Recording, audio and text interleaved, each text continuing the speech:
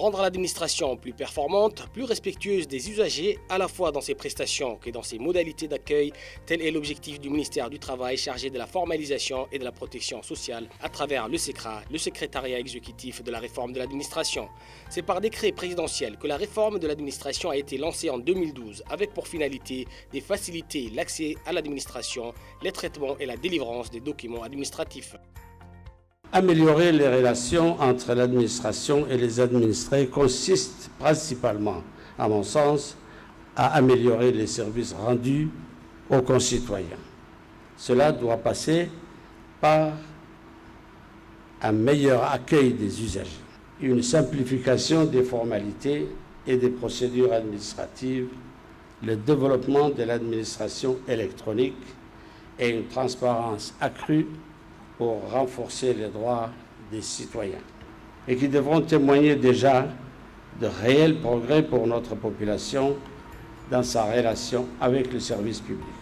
C'est à travers une charte appelée la DSC, la Déclaration des services aux citoyens, lancée en 2016, que des actions ont été menées. Une charte proposée à différentes administrations afin d'observer un certain nombre de règles et engagements pour mener à bien leur mission. Dans les premiers volets de cette réforme, et notamment la DSC, plus de 70% des engagements sur les mesures gouvernementales ont été réalisés par certains ministères. Une déclaration des services aux citoyens vient d'être établie pour 11 départements ministériels sous sa supervision et avec le concours du SECRA. Comme pour tous les sujets gouvernementaux préparés par un ministère, je m'engage à ce que ces documents soient discutés au cours des réunions interministérielles avec tous les membres du gouvernement.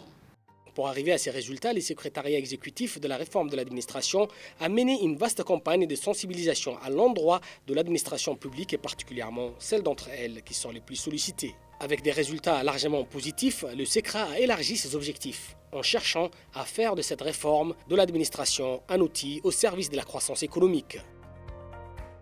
Il est à noter que cet aspect fait partie des composantes de la réforme qui comprend également la modernisation de la fonction publique et le renforcement des capacités des agents de l'État.